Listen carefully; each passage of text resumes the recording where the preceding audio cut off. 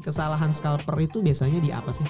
Harus pasti untung salahannya. Itu nggak mungkin gitu. Pasti ada ruginya. Yang paling penting totalnya. Pengalaman terburuk di saya itu satu akun kena gitu. Ludes. Mau cuan cepet nggak? Tapi jantungnya harus kuat loh.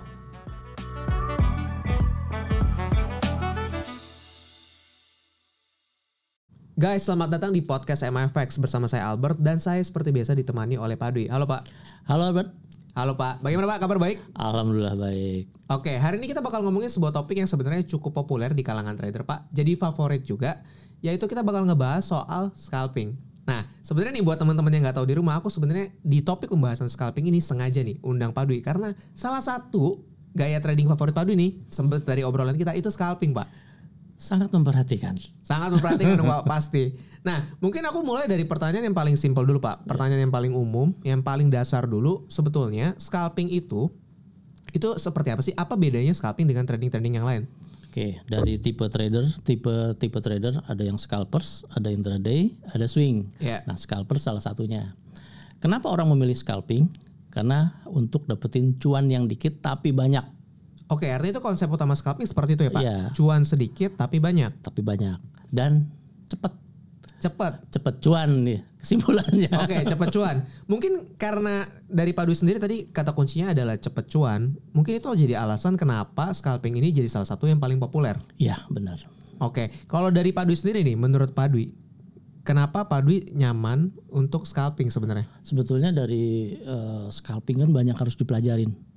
Pelajaran apa yang dapat dari scalping adalah mempelajari detak harga dalam waktu yang singkat. Jadi kalau kita pelajarannya terlalu lama, dapatnya juga dikit kan, ilmunya dapatnya dikit gitu. Yeah. Kalau scalping dengan pendek waktu, kita ilmunya dapat dalam waktu yang singkat. Intinya itu. Oke, artinya Pak Dwi sebenarnya nyaman karena dengan scalping yang gayanya lebih cepat, kemampuan belajar itu juga dipercepat gitu Pak ya? Itu maksud saya. Makanya scalping itu setiap saat dia dapat sesuatu yang baru. Karena market itu dinamis gitu. Ya kan? Tapi sedinamis-dinamisnya market, dia punya ritme.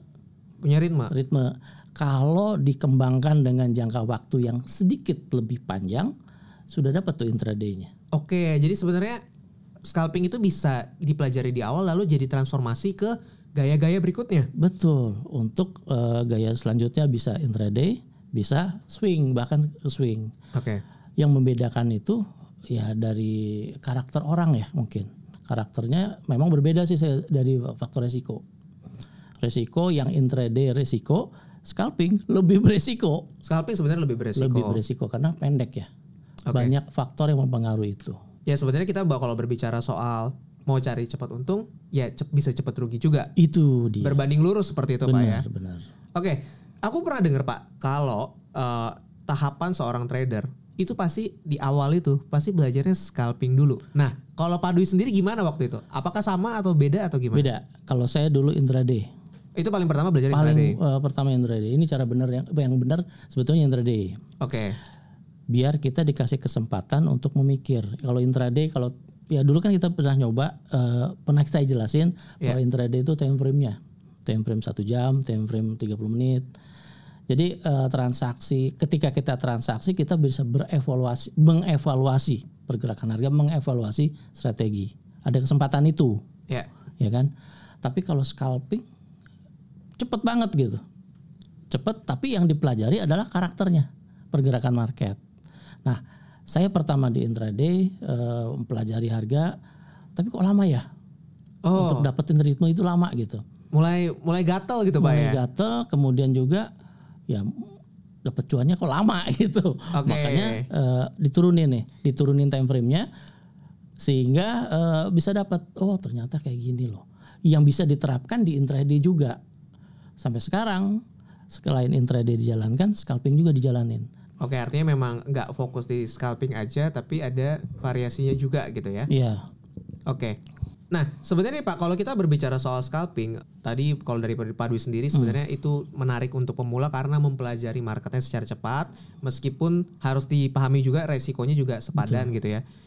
Apakah sebenarnya karena kita mencari profitnya yang kecil-kecil di scalping gitu Pak, itu jadi lebih nyaman buat trader pemula karena bisa mulai dengan modal yang lebih kecil juga? Enggak juga sih sebetulnya. Enggak juga. Okay. Karena scalping itu kan harus fokus. Harus fokus dengan time frame yang kita amatin. Sebaiknya sebagai seorang scalpers ya kita harus meluangkan waktu. Berapa lama kita mau scalping? Scalping nggak bisa ditinggal. Nggak bisa ditinggal, Pak? Nggak bisa ditinggal. Kalau ditinggal karakter berbeda, kemudian bisa ya memang sih bisa aman-aman juga kalau dia tempatkan TP dan SL gitu. Tapi karakternya ritmenya udah berubah gitu. Dalam tempo 15 menit kemudian itu sudah mulai berubah. Market itu sangat dinamis, harus disadarin. Sangat volatil gitu, Pak. Sangat volatil. Jadi capek kalau jadi scalper sebetulnya. Oh, jadi scalper sebetulnya capek gitu ya. Capek. Tapi kalau nikmat, capek itu bisa dilibas gitu kan. Oke, kalau kita ngomongin capek nih, Pak ya. Iya. Sebenarnya kalau dalam satu misalnya sesi scalping gitu, Pak. Sebenarnya buka posisi itu, Pak. Kan katanya banyak gitu ya. Iya. Itu dari pengalaman Pak Dwi sendiri satu kali sesi scalping itu bisa buka posisi berapa banyak sih emang? Tergantung sesi di market kan ada sesi Asia, sesi Eropa, sesi New York gitu kan. Setiap sesi punya karakter yang berbeda. Oke. Ya. Yang paling ekstrim di sesi New York. Kalau kita masuk ke sesi New York itu scalpingnya paling enak. Kenapa? Punya volatilitas. Syarat scalping kan harus punya volatilitas. Harus punya rentang harga. Kemudian sangat liquid gitu. Liquid dalam arti kata kita bisa buka posisi langsung dapat, tutup posisi langsung dapat gitu. Berbeda karakter kalau di market Asia.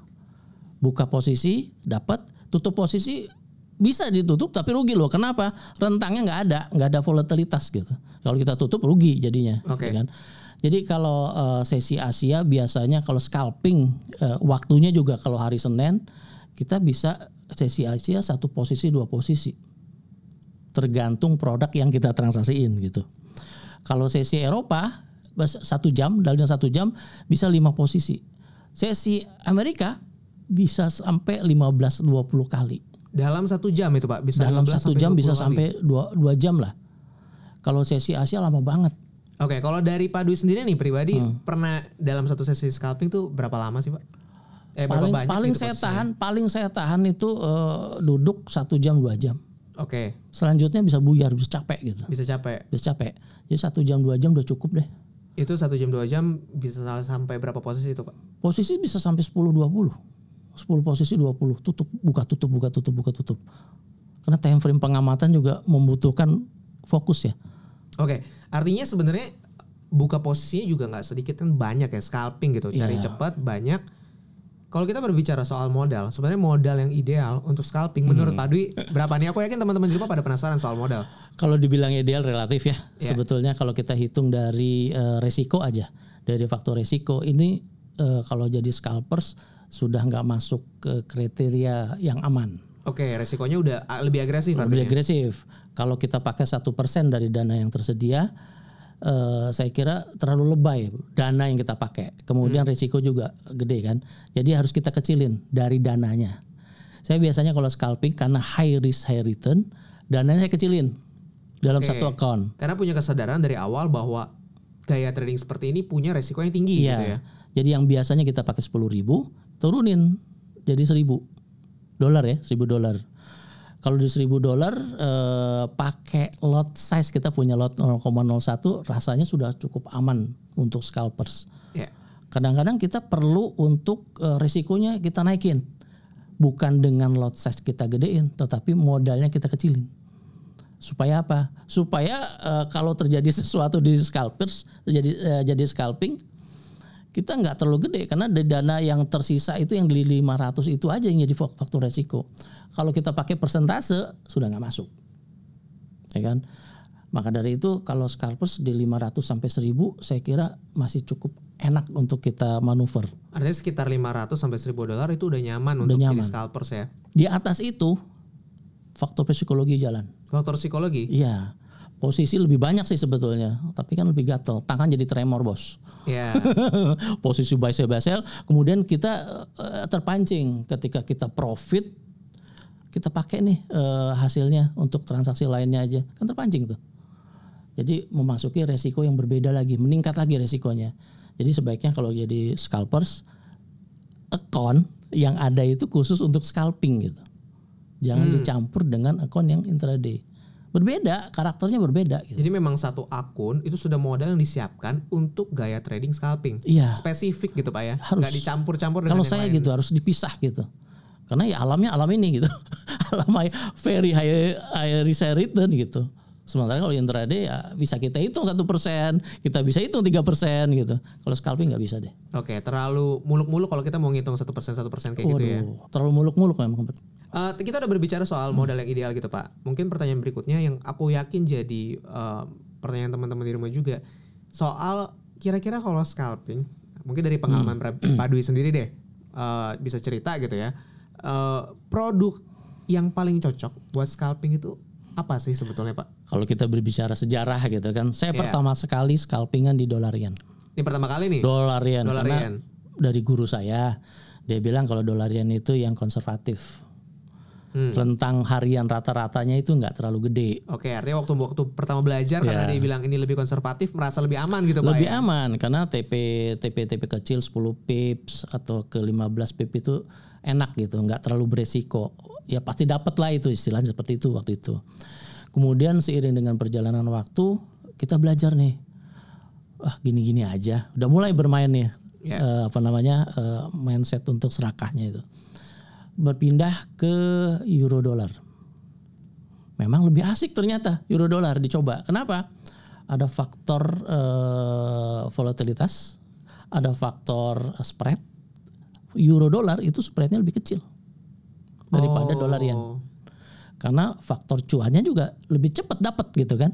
Ngejar si poinnya itu. Ngejar spreadnya lebih cepat gitu ya. Lebih cepat. Karena lebih kecil spreadnya. Iya. Kemudian waktu itu yang lebih menarik lagi ada di Euro Pound Sterling. Euro Pound Sterling kan sebetulnya scalping itu ada yang trend, ada yang sideways. Kalau Dollarian itu trend. Euro dolar bisa trend, bisa sideways. Kalau Euro Pound Sterling itu cari yang sideways justru. Jadi kita nggak khawatir ketika kita buy dapat karena stagnan gitu ya. Sell dapat. Kalau lari pun gampang manuver gitu. Tapi yang jadi masalah selanjutnya adalah pelebaran spread di Euro Pound Sterling. Gede spreadnya. Oke. Kemudian yang saya pelajari di modal juga lebih gede daripada di euro dolar. Yang pada akhirnya balik lagi saya ke euro dolar. Yang paling enak. Belakangan ini ternyata ada yang lebih menarik lagi. Apa tuh? Untuk scalpers. Di emas.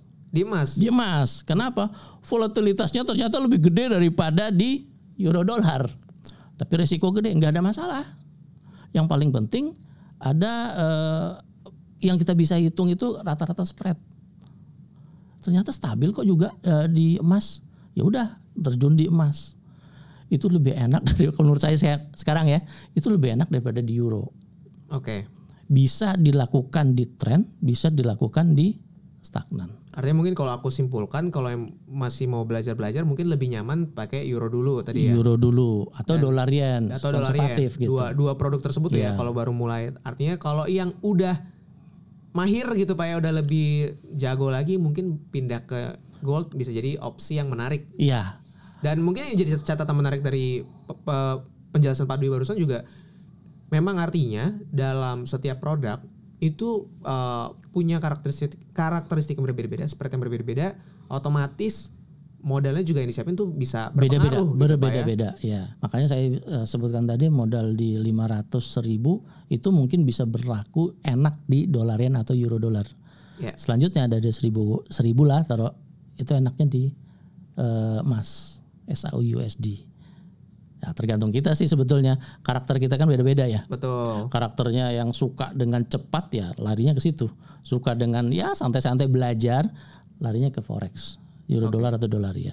Nah, kalau kita berbicara katanya scalping kan cuannya itu kecil tapi sering. Kecilnya itu sebenarnya kalau scalping itu seberapa sih Pak? Mungkin berapa piece atau berapa dolar dalam sekali trade yang kita incar? Target utama adalah ada cuan di atas komisi. Ada cuan di atas komisi. Iya, mau 1 mau 2 itu termasuk scalping. Mesti cuannya melebihi biaya-biaya lainnya. Iya dong, karena scalping itu kan sebetulnya biayanya mahal. Kenapa? Cepat, TP-nya cepat-cepat gitu.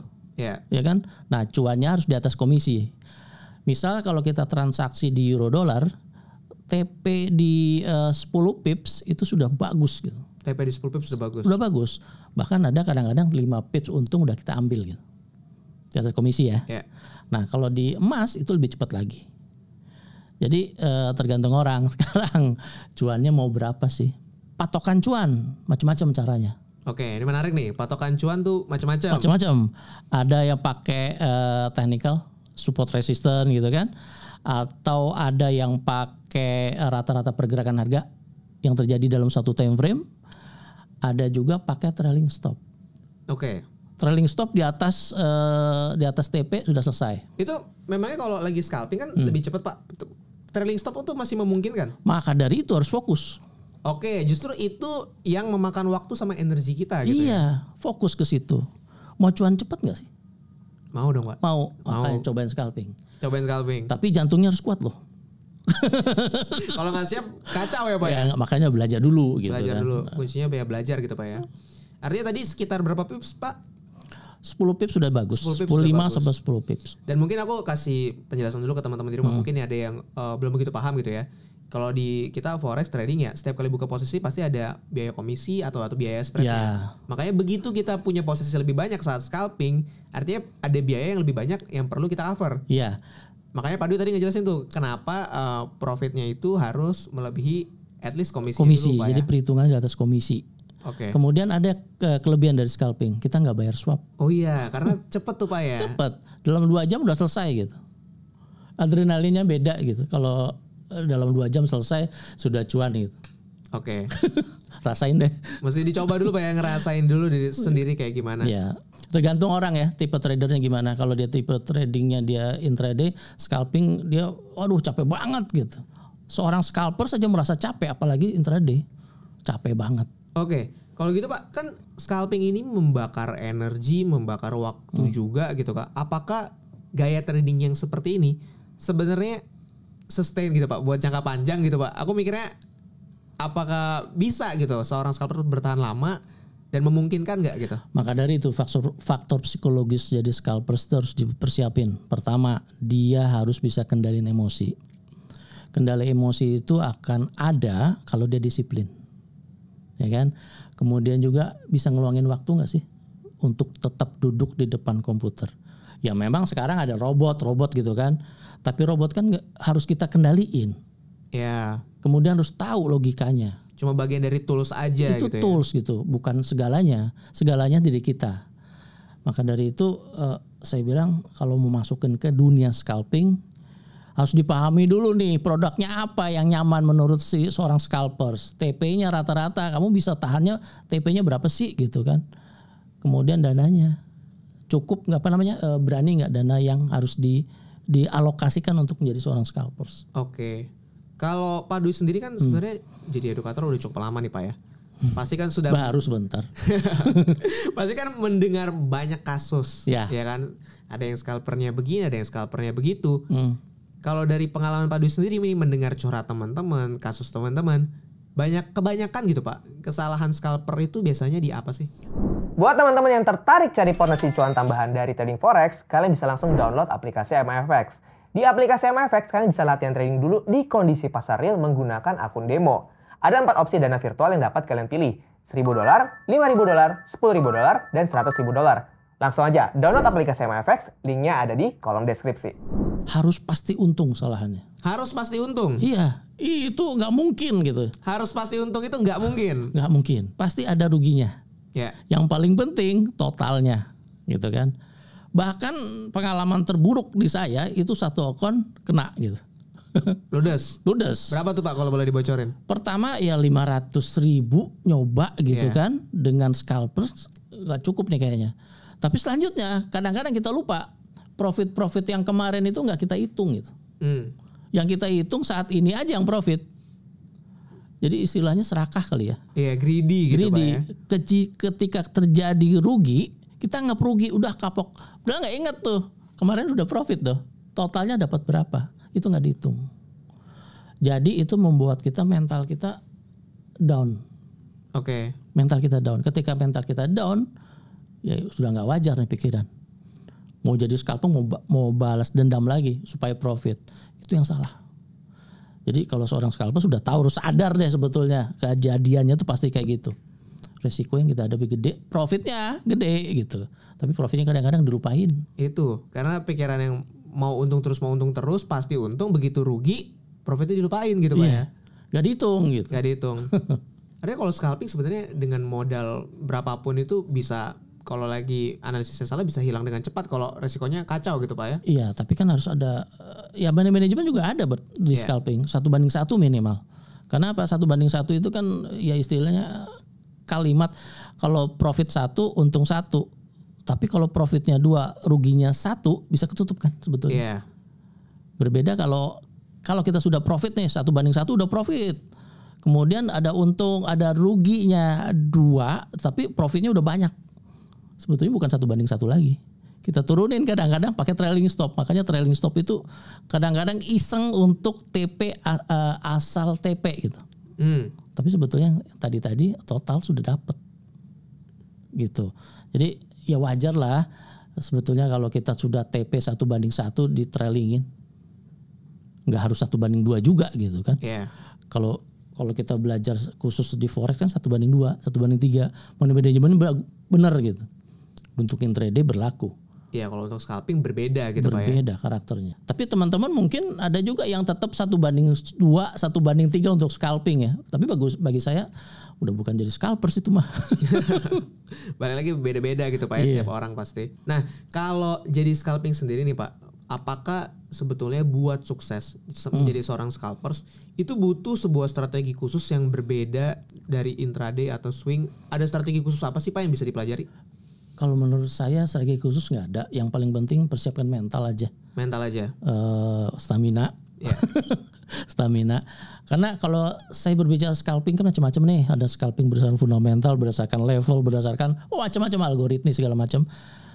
Intinya scalpers itu tidak memperhatikan di forex ya. Tidak memperhatikan berita. Berita itu sebagai lampu merah, lampu hijau, lampu kuning. Oh justru jalan. Berita nggak diperhatiin Pak? Lampu merah, lampu hijau, lampu kuning diperhatikan, tetapi kita nggak masuk ke ketika ada berita kita masuk sesuai dengan berita.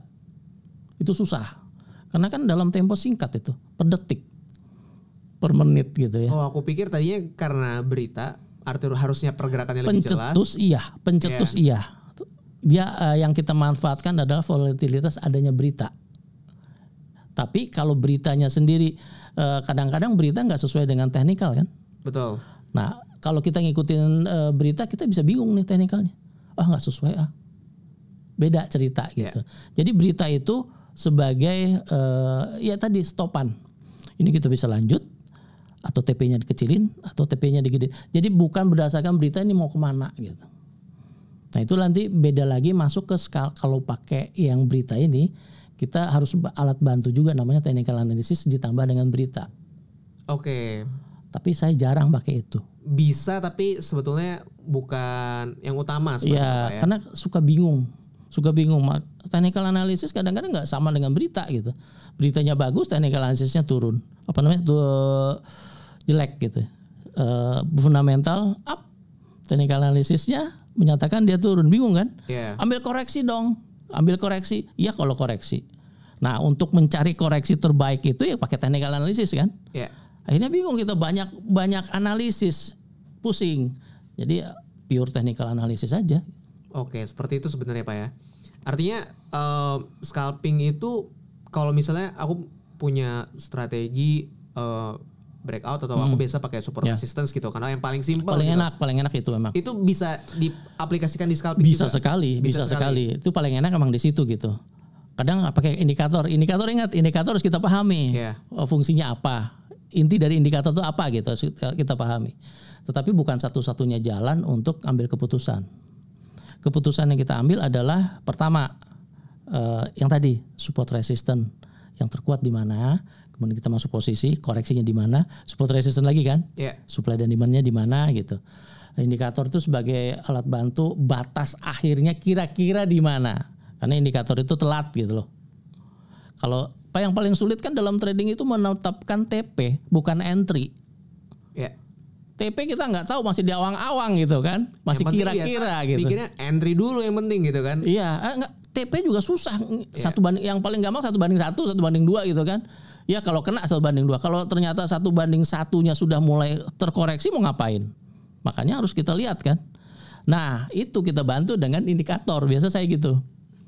TP-nya pakai indikator. Misalnya pakai Bollinger Band, pakai stokastik, waktu jenuh kapan. Tapi intinya balik lagi ke price action. Support resistance. Itu yang paling utama. Paling utama, paling gampang dipelajarin. Kalau indikator nih Pak, kita berbicara indikator saat scalping. Indikator itu kan sifatnya kan beberapa lagging gitu. Ya. Agak lambat. Tapi kita trading scalping itu lebih cepat. Emangnya masih masuk Pak? Itu dia saya bilang, indikator itu bukan satu-satunya cara untuk masuk posisi. Tetap yang saya percaya sampai sekarang adalah price action untuk masuk posisi. Indikator untuk mempertimbangkan data pendukung ini wilayah jenuh apa enggak nih? Sudah jenuh beli atau sudah jenuh jual. Yang paling sering saya pakai indikator itu adalah TP-nya. Untuk cari TP-nya. Untuk cari TP-nya. Meskipun kita udah tahu 1/1 udah lewat nih, TP-nya masih jauh, ya udah tempatkan aja di drag itu kan TP-nya di situ. Toh cepet kena itu kalau time frame lebih kecil kan. Tapi sekali lagi, kapan saatnya kita trailing sudah lewat TP-nya, level indikator udah lewat nih, trailingin gitu, udah yakin gitu. Yakinlah indikator itu dibuat oleh seorang ahli yang berpengalaman, makanya ada indikator, gitu kan. Nah kita pakai itu aja, nggak usah pusing-pusing buat indikator baru segala macam. Yang pada akhirnya nanti kita bingung gitu. Terlalu banyak indikator yang kita pakai, bingung gitu. Keputusan bisa rancu. Nah mungkin aku penasaran nih Pak, kalau dari Pak Dwi sendiri yang udah pengalaman scalpernya udah cukup panjang nih, biasanya kalau dalam satu kali sesi scalping gitu Pak, pernah menikmati profit terbesar itu berapa dan pernah mengalami loss terbesar itu berapa? Nah biar adil Pak, profitnya kita share, lossnya juga kita share. Bisa sampai 1 juta, 10 juta. 1 juta sampai 10 juta? 10 juta udah cukup bagi saya gitu ya. Iya. Nah tergantung modal juga sih sebetulnya ya. Tapi itu cepet banget sih Pak, sehari 10 juta sehari. Lumayan banget. Ya karena kan aktif. Ya. Kalau lagi mau fokus. Sehari bisa habis. Ya sampai 10 juta juga gitu. Oke, mau berbanding lurus gitu Pak ya? Iya. Tapi memang mungkin dari seperti itu yang bikin scalping ini sangat menarik. Sehari aja bisa profit sampai 10 juta. Iya. Gimana buat modal yang lebih besar dari Pak Dwi? Wah itu bisa lebih liar lagi Pak ya. Untuk sementara ini saya belum tahan untuk mempertahankan misalnya 1 hari pakai 100 juta untuk scalping. Belum sampai ke situ level saya. Saya akuin gitu kan. Kenapa? Emosinya udah mulai main tuh. Di saat menggunakan modal yang lebih besar ya berbeda gitu Pak ya. Berbeda. Lot size kali klik 1 lot gitu kan. Ngelihatnya gede-gede sih emang. Tapi kalau rugi sempat rugi juga gitu. Memang balik lagi kita berbicara realistis. Profit bisa, loss juga bisa banget. Bisa banget. Mungkin terakhir nih Pak, artinya saat kita para trader pemula mau mulai jadi scalper, mulai scalping gitu. Apa aja sih yang perlu diperhatikan untuk jadi scalping? Balik lagi ke profil risiko. Oke. Profil risikonya harus yang punya high risk high return. Kemudian dia punya luangin waktu. Fokus. Butuh waktu yang cukup luang gitu ya. Iya, kemudian dia juga harus disiplin. Disiplin menjalaninya. Disiplin yang punya strategi yang sudah di backtest sama dirinya sendiri. Oke. Karena scalping itu sangat mandiri gitu. Nggak bisa orang lain. Karena karakter berbeda ya. Kemudian ya harus ada dana. Dana gitu. Selanjutnya dari faktor-faktor teknis ya harus tahu volatilitas yang di transaksinya gimana sih gitu. Kemudian tentang yang tadi balik lagi likuiditasnya gimana, spreadnya gimana gitu kan. Kemudian yang faktor terpenting adalah broker. Kenapa tuh Pak? Kadang-kadang punya slippage yang tinggi gitu. Oh justru karena kita mau transaksinya secara cepat, slippage itu saat scalping bisa berbahaya gitu. Berbahaya. Kapan saatnya? Biasanya waktu berita. Dan kalau nggak mau kena slippage ya jangan waktu berita kita scalpingnya. Sesudah berita selesai ya kita scalping. Itu jarang terjadi slippage. Slippage itu wajar kok sebetulnya. Asal jangan sering-sering gitu. Betul. Karena kita kan sudah tempatkan stop loss. Sementara kalau di MFX slippage nggak terlalu sering. Nggak terlalu sering ya Pak ya? Waktu berita itu juga nggak terlalu sering gitu. Jadi termasuk ya paling nyaman lah ya. Ya kalau Pak Dwi sendiri dari pengalaman Pak Dwi ya di MFX cukup nyaman untuk scalping gitu ya. Karena sudah tahu karakternya kan, karakter. Jadi kalau scalping setiap saat itu sebetulnya kita belajar karakter harga. dalam waktu yang singkat. Balik lagi di awal tuh, karakter harga dalam waktu yang singkat. Kalau kita mau panjangin, kita intraday sudah kita pegang. Apalagi swing. Nah kalau biasa scalping, dilariin ke swing, biasanya orang nggak suka tuh. Kenapa? Lama banget TP-nya, bisa berminggu-minggu gitu. Oke, penutup nih Pak, terakhir banget. Apa sih satu kalimat yang menggambarkan seorang scalper? Suka emosian. Suka emosian. Suka emosian. Apalagi suka ngomong sendiri. Sudah profit, wah, pokoknya euforianya tuh lebih apa sih? Adrenalinnya tuh lebih terpancing untuk dikeluarin gitu. Dan itu karakter ya. Mungkin balik lagi buat teman-teman yang suka adrenalin, ini cocok, tapi ingat yang paling penting bukan adrenalinnya tapi profit atau enggak. Profitnya. Betul. Kadang-kadang kita lebih suka kalau ngobrol sama sesama scalpers gitu. Ngobrolnya lebih panjang, Bos. Saya ambil posisi, dia ngambil posisi, saya ngambil posisi buy, dia ngambil posisi sell gitu. Lebih panjang kita ceritanya gitu. Lebih asik. Thank you Pak Di udah sharing-sharing soal scalping. Dan pastiin teman-teman udah subscribe supaya nggak ketinggalan video-video kita yang lainnya. Tungguin juga episode-episode berikutnya. Kalau kalian punya pertanyaan atau request tentang suatu topik trading yang spesifik, langsung aja komen di kolom komentar.